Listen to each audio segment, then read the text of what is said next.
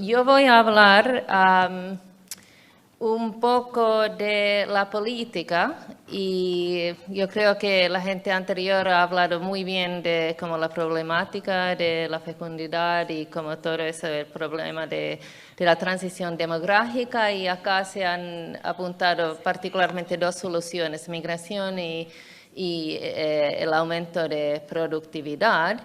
Y particularmente la segunda, yo creo que es en términos de como realistas para Uruguay es importante, pero yo, yo quisiera aún no como dejar al lado totalmente la importancia, o como quiero focalizar un poco más en la política social y política familiar, porque aquí yo creo que hay posibles soluciones en Uruguay. Yo leí ese artículo sobre la baja natalidad que ahora salió en el país y hablaron de que ya no hay nada que hacer. Y yo quisiera un poco, ¿cómo se dice? Refutar eso, que yo creo que hay cosas que se puede hacer. Puede ser que no sean totalmente exitosos, pero yo creo que hay cosas que se puede hacer. Y también sería muy interesante con esta caída de natalidad en Uruguay, una cosa que yo preguntaría si hay encuestas sobre como el tamaño de familia ideal que la gente joven tiene, porque una cosa es, sí, es diferente el problema si todos dicen que me gustaría tener más o menos 2 hijos, pero no lo veo posibilidades en este mundo, o que no quiero tener hijos. Esos son problemas muy diferentes, ¿no? Desde un punto de vista de como las posibilidades de la política. Bueno, yo voy a hablar de un poco de la panorama comparativa y también los países nórdicos, y voy a mostrar unos como datos comparativos en eso y a ver si hay lecciones políticas que nos puedan ayudar a pensarlo acá en América Latina, en el caso de Uruguay, y voy a hablar un poco del caso de Finlandia, no solo porque soy de Finlandia, pero es un caso interesante. Y finalmente un poco de los desafíos latinoamericanos.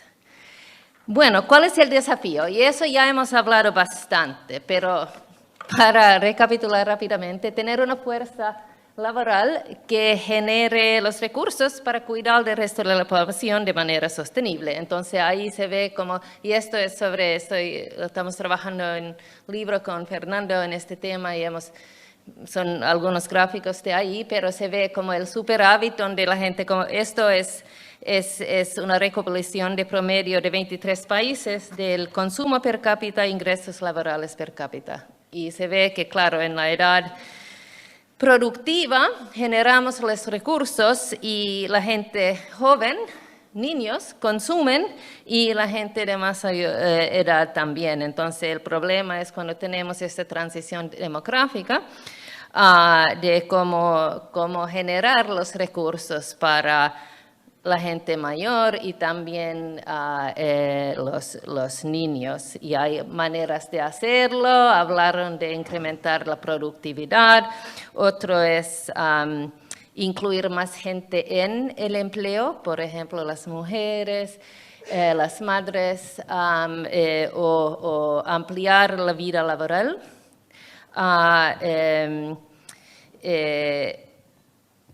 Y como una de las cosas importantes está en el tiempo como más intertemporal, el tema de la tasa de fecundidad, de tener como una tasa de reemplazo e invertir en los niños. Y voy a focalizar un poco, sí, bueno, hablé de eso y el papel imprescindible del Estado en todo esto. Aquí hay un gráfico que muestra también de este National Transfer of Accounts estudio los perfiles diferenciados del esfuerzo fiscal, de hecho del papel del Estado en la población infantil y joven. Y estos se ve, son las fuentes que financian el consumo promedio de niños y jóvenes entre 0 y 24 años. Y se ve América Latina, Asia, Europa, y ahí veo también está destacada Finlandia. Y se ve que y las fuentes son trabajo propio, familia y el Estado. Y se ve que hay diferencias bastante grandes en el papel del Estado en las diferentes regiones. Y hay, por ejemplo, marcar la diferencia entre Finlandia y Europa, por un lado, y América Latina, por el otro lado, donde la gran mayoría de los recursos viene de la familia. El problema con eso es que particularmente en una región tan desigual, el más desigual del mundo, eso realmente mantiene y exacerba las desigualdades socioeconómicas y eso es un problema también para esta tasa de reemplazo. Y a través particularmente de lo que hace para la igualdad de las oportunidades de los niños. Y acá hay muchas políticas y la gente ya habló de esas, pero quisiera destacar tres importantes como que componen el corazón, el núcleo de las políticas familiares. Uno es transferencias monetarias a las familias. Eso lo que hace es ayudar a los hogares con familias, con niños, con sus gastos y ayuda con, por ejemplo, la pobreza infantil. Y esto es como una redistribución de hogares que no tienen niños ahora con niños. Los dos otros ayudan con particularmente la reconciliación de trabajo-familia. Y la provisión de servicios de cuidados tiene dos elementos muy importantes. Uno es garantizar igualdad de oportunidades para niños, porque servicios de cuidado y educación. Y sabemos todos, los estudios son como, they're overwhelmingly consensuados de la importancia de invertir en esta edad muy temprano para generar capital humano e igualdad de oportunidades. Y el otro muy importante es eso, ayuda particularmente a las madres a poder ingresar y volver y mantenerse en el mercado laboral y trabajar. Y eso también es importante particularmente porque las mujeres ahora, todos probablemente saben que las tasas de educación entre mujeres es más alto que hombres, entonces es como una pérdida de capital humano si las mujeres no, con tener hijos, no pueden seguir trabajando. Y finalmente las licencias parentales, porque no se puede institucionalizar todo y es importante que ahí hay la posibilidad de estar con los niños más pequeños cuando se quieren enfermos y también el asunto de generar corresponsabilidad con los padres. Acá se ve, es un gráfico que hemos hecho de configuraciones más y menos sostenibles. Y acá quiero destacar la experiencia de los países nórdicos, porque ahí lo que han podido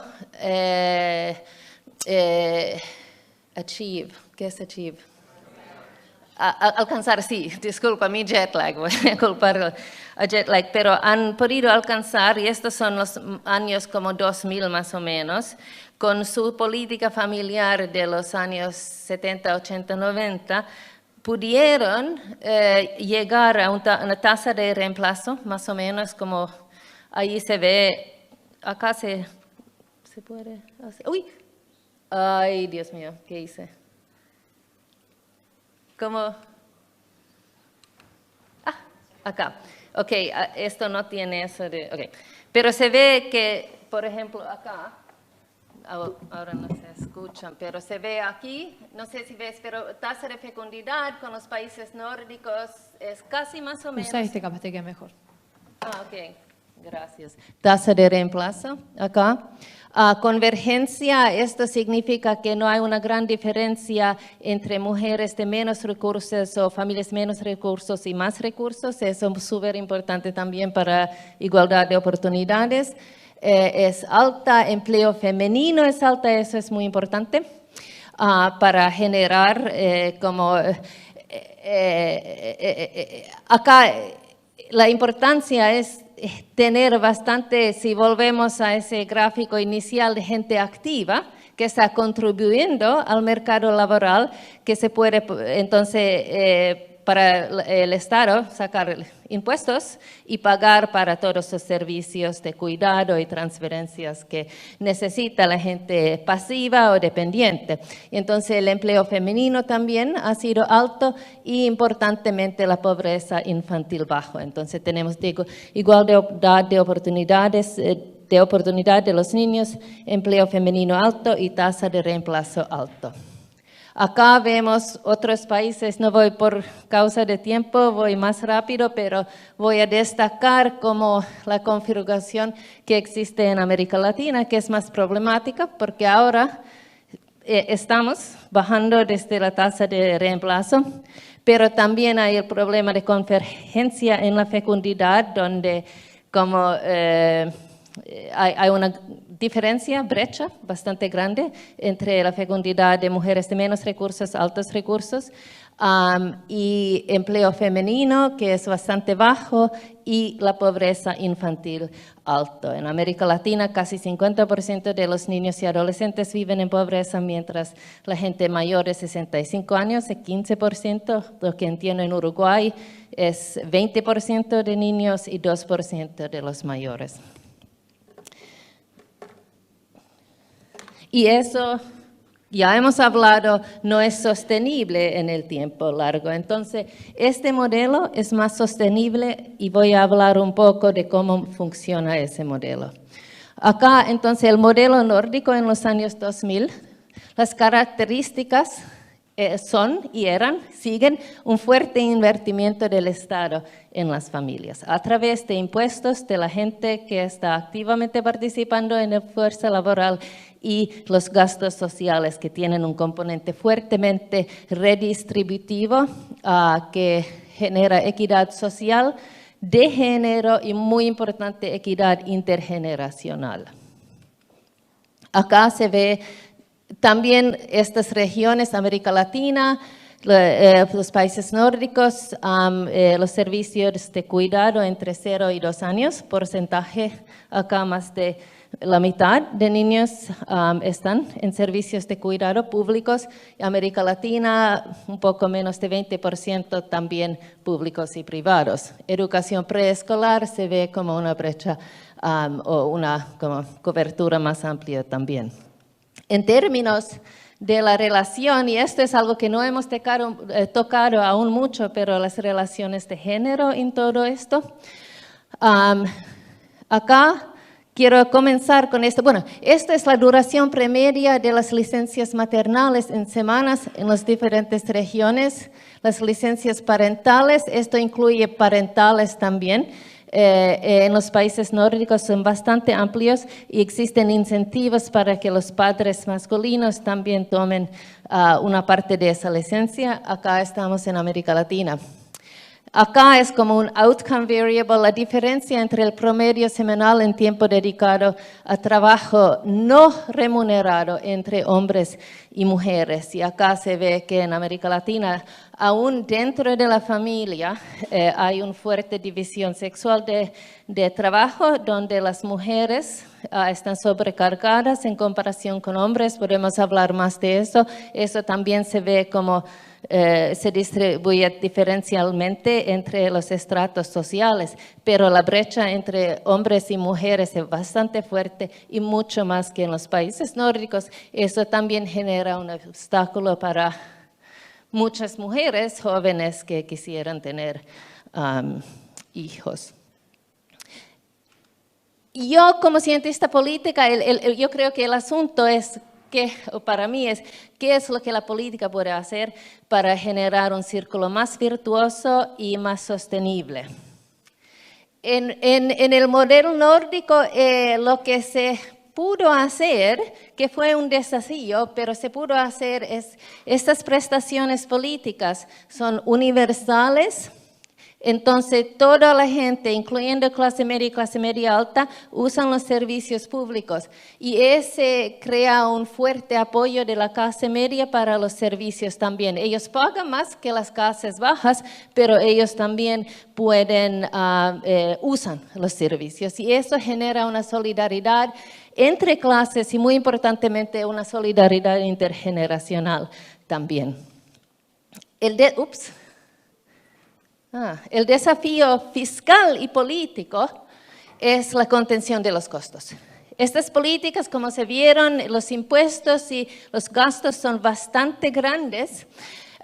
Y con estos tipos de políticas, esas políticas tienen que pagarse por sí mismas, esos tienen que ser sostenibles. Y por eso es absolutamente importante de mantener una elevada proporción de activos en relación a pasivos, por ejemplo, a través de empleo femenino, a través de invertir en la productividad, en el capital humano, en la igualdad de oportunidades para que los niños son muy bien educados y pueden participar en la fuerza laboral.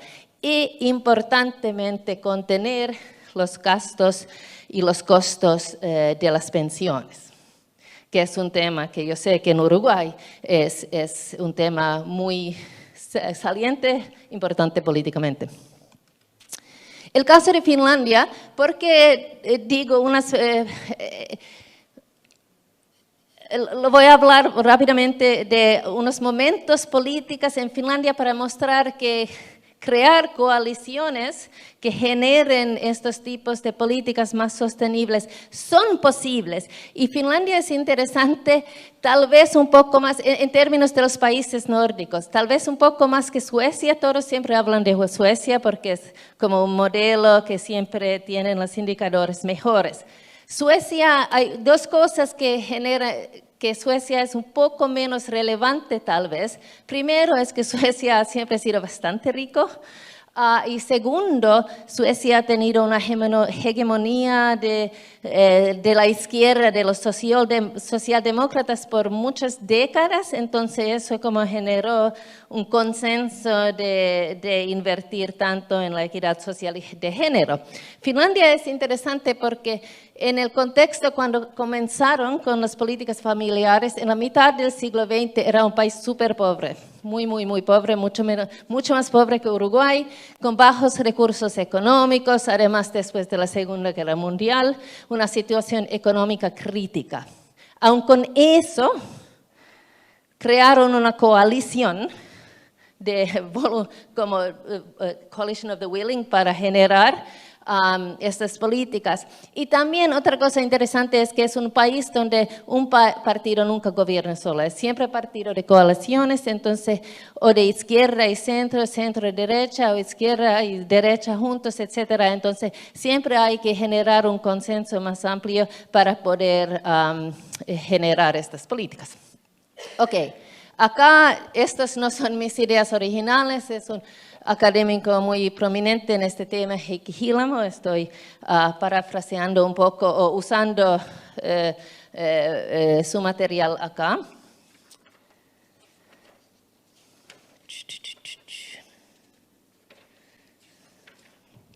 Y si comenzamos en los mediados del siglo XX, de hecho justo antes y justo después de la Segunda Guerra Mundial, la preocupación con la pobreza infantil se transformó en como un tema saliente políticamente. Pobreza infantil, mortalidad infantil, los pediatras y también como la calidad de la población. Okay. Y existieron dos reformas muy grandes en los años 37 y 47. Primero, prestaciones hacia la maternidad, focalizaron realmente en el vínculo materno-infantil y la pobreza infantil y crearon el primer sistema de transferencias monetarias condicionadas en el mundo. Si las madres llegan a controles prenatales, reciben transferencias y al inicio fue solamente para madres pobres. Lo que sí fue universal, y tal vez ustedes han escuchado de la caja de bebé, Baby Box, que fue un paquete de productos para recién nacidos. En 37 ya se crearon y fue un paquete universal para cada madre. Fue como una caja donde el bebé se puede dormir y entonces va a tener menos riesgo de morir en su sueño y también como una caja de productos esenciales para recién nacidos.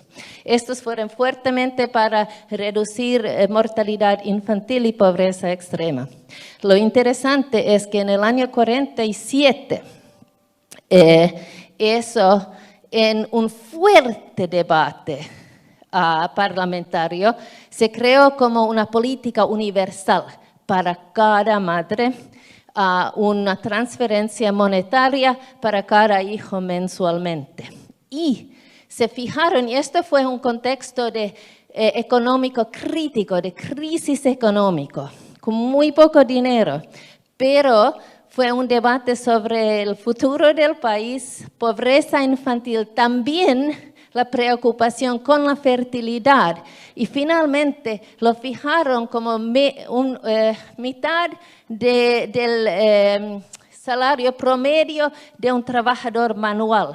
Mucho más que como la pobreza extrema. Fue realmente en esa etapa, tiempo, fue una transferencia bastante importante. Otra cosa, decidieron darlo a las madres pensando que ellas invierten más en los hijos.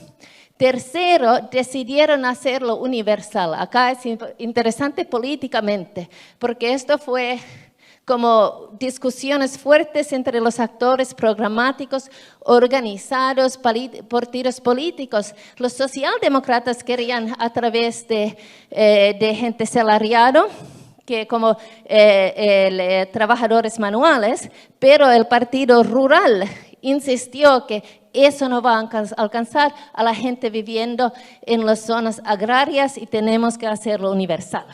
Y ellos insistieron y finalmente lo hicieron universal y el invertimiento fue masivo.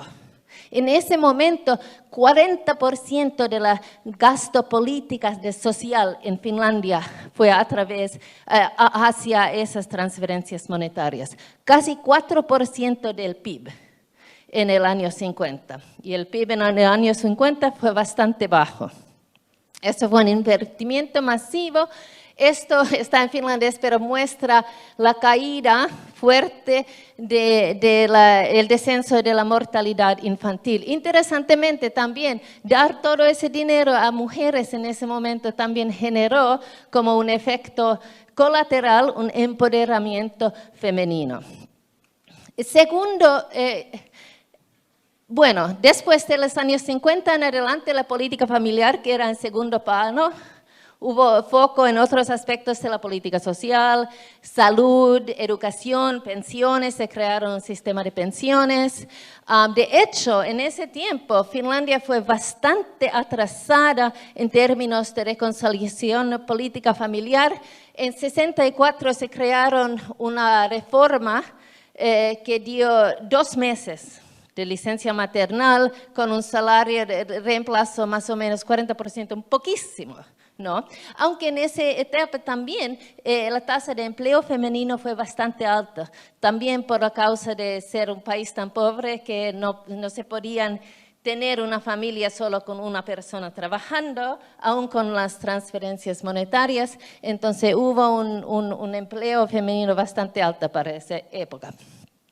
Entre los 70 hasta los 90, la política familiar retoma papel central y también ahí se ve un discurso, preocupación similar a lo que existe en Uruguay hoy, preocupación por la fecundidad y también notando que hubo una relación en esa época inversa entre la fecundidad y el empleo femenino. Las madres que trabajaban tenían menos hijos, o mujeres no tenían hijos en comparación con las mujeres que no trabajaban.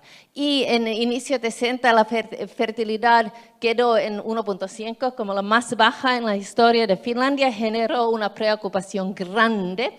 También, como las transferencias monetarias habían ido cayendo en términos de su valor real, con la inflación y en el año 70 ya eran solo 2% del PIB. Y hubo más pobreza en las familias con los niños. Ahí se crearon también de nuevo con un fuerte políticamente un fuerte debate político. Primero, una reforma de servicios de cuidado donde reconocieron que si queremos el problema es no que tengamos, tratamos de hacer pronatalistamente que las madres tengan más hijos, pero tenemos que generar la posibilidad que las mujeres trabajadoras pueden tener hijos también. Y ahí se crearon como una reforma de servicios de cuidado hacia universalismo. Eso demoró unos 15 años. Finalmente, en el año 90, realmente se consagró un derecho personal y universal a tener como un lugar de cuidado full time cerca de donde uno vive. Al mismo tiempo, en 70 y 80 crearon una expansión de licencias a maternidad en suficiencia, en el tiempo, la duración y también el alcance para los padres. Y todo esto generó fuerte debate político.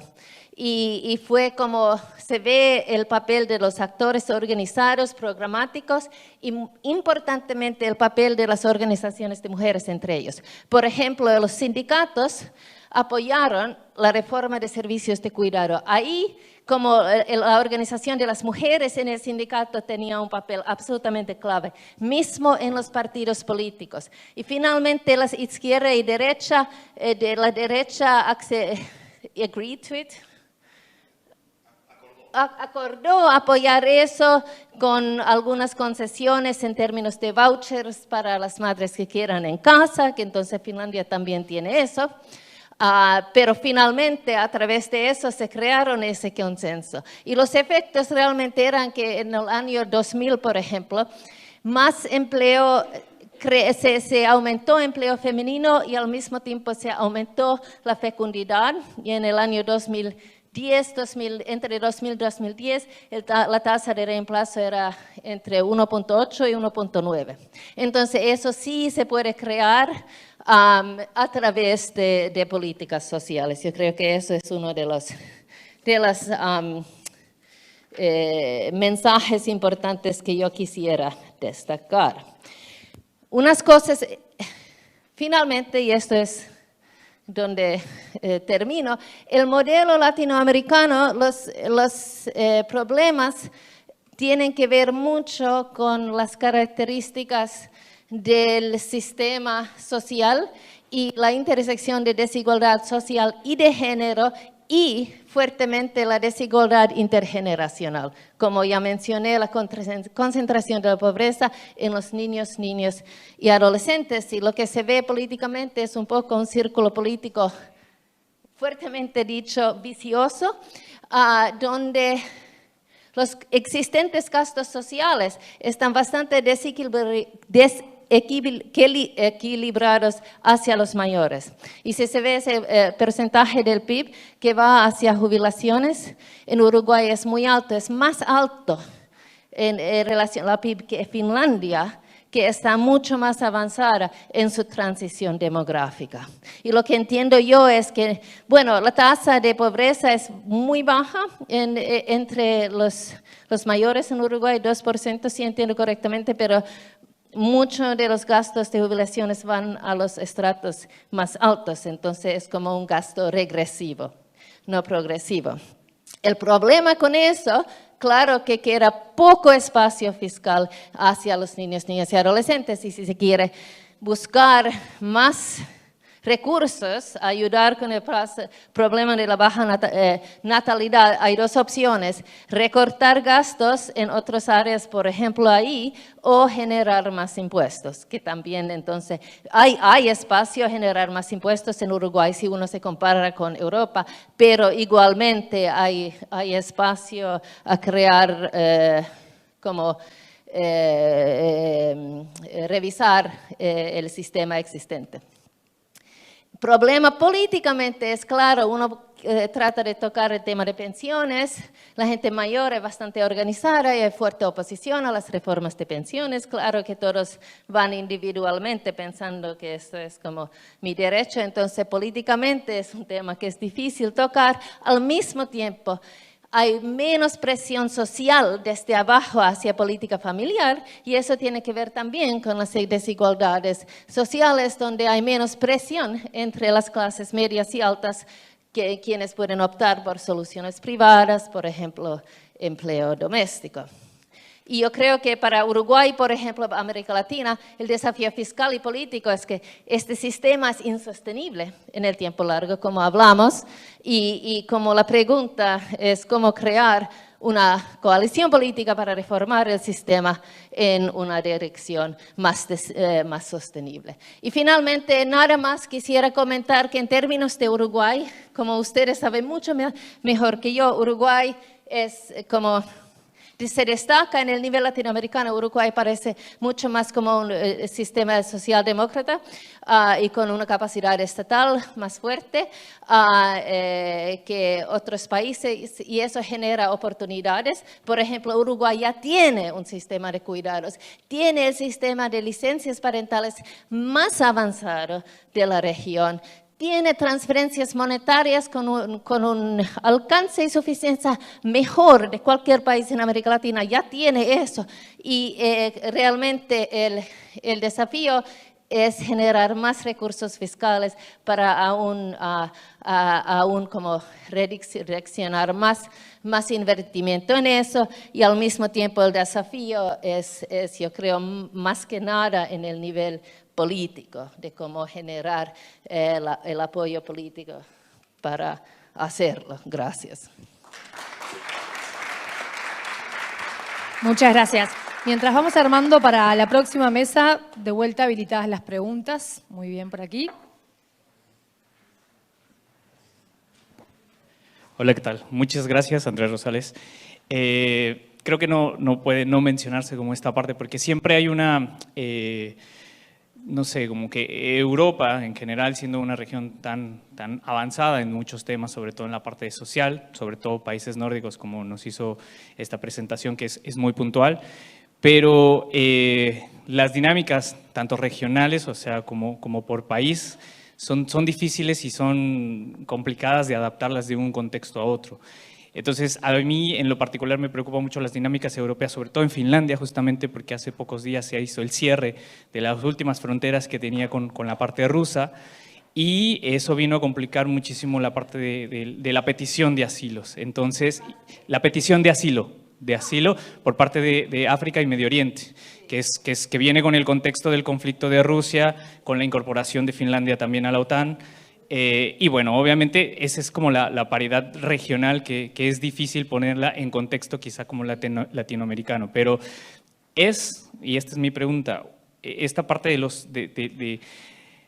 las crisis, porque hay varias dentro de Europa, sobre el cierre de fronteras que está sucediendo, porque también fue parte de lo que hizo Polonia en su momento, 2021 más o menos con el tema de Bielorrusia, es una tendencia, puede verse como una tendencia también un cierre de fronteras ante la incapacidad de repente de poder afrontar este tema de las crisis migratorias y esto en dado caso con esa comparación Europa-Latinoamérica, específicamente nuestra región sudamericana, ¿es algo que pueda también preocuparnos en ese sentido de repente hacer como esa similitud? ¿O dónde entra esa variable de la respuesta europea? Y sobre todo, por ejemplo, en este caso del ejemplo finlandés, que socialmente, evidentemente, es sumamente importante, pero en la cuestión migratoria, por lo menos en los últimos días, ha quedado con ese rezago. Sí, entonces, no directamente porque tiene una relación con la política familiar, pero lo que estás preguntando yo creo es más amplio, sí. Es que y yo quisiera volver y destacar, no estoy diciendo para nada que, por ejemplo, Finlandia es un país como paraíso, que no haya problemas. Esto fue más que nada mostrar empíricamente que se pudo hacer estos invertimientos. El tema de migración y también es que, por un lado, sí, Europa está viviendo varias crisis y uno es cómo enfrentar el tema de la inmigración, cómo crear la voluntad política de enfrentarlo de manera más humana y sostenible mientras hay como un aumento grande de los partidos de extrema derecha. que son implícitamente xenófobos con ese tema. Eso es un tema. Otro tema que se relaciona con política familiar es la preocupación que, por ejemplo, hasta cuándo estas políticas están realmente basadas en como un sentimiento implícito de etnonacionalismo. Y otro es que ahora también, hasta Finlandia es que esto fue como hasta los años 2010, ahora Finlandia también está experimentando una caída de natalidad y es obvio que una solución tiene que ser inmigración, porque de hecho el Estado ya tiene ya hace casi todo lo posible para ayudar a la gente a reconciliar trabajo y familia, no hay mucho más. Yo trato de imaginar que se puede hacer. Y que la inmigración es una solución a eso, que sería como también justa porque Finlandia tiene el espacio y como dinero de incluir más, pero hay un rechazo político que es súper complicado ahora. Eso diría como cortamente a tu pregunta. Bien, ¿alguna otra consulta? Muy bien, muchas gracias. Ahí hay un... ¿Dónde? Muy No veo. atrás. Acá en el fondo. Muy bien. Los tímidos que se quedan en el fondo. Bueno, agradecerte y no, muy importante lo que dijiste. En Uruguay recientemente se aplicó la encuesta Generaciones y Género 2021-2022 y levanta justo una pregunta de maternidad y que justamente es necesario explotarla, ¿no? O sea, está la pregunta y es necesario comenzar a trabajar en levantar qué respuesta viene, o sea, qué tenemos por ese lado. Y después, con respecto a las políticas, como tú bien decías, en Uruguay en el 2015 se planteó un plan de equidad y uno de los estudios levanta que a la mujer también se le dio una participación directa, una tarjeta que pudiera manejarla ella en asignaciones y prestaciones, pero en una investigación se dio una respuesta inversa. La mujer quedó en el hogar, no salió al mercado laboral. Y bueno, ahí justo muestra que a veces es importante aplicar esas políticas, pero se tiene que hacer un seguimiento, un trabajo más en territorio. Bueno, pero te agradezco mucho porque fue muy importante tu intervención. Gracias. Por aquí la última consulta. Muy sencilla, si conoces el porcentaje de gasto o de inversión en sistema de cuidados como porcentaje del PBI en tu país. En Finlandia, me dices 4, depende, entonces de 0 a 6, dices, y porque la escuela comienza para los niños con los años 7. Yo creo que sí, puede ser 4, es bastante alto, sí. Gracias.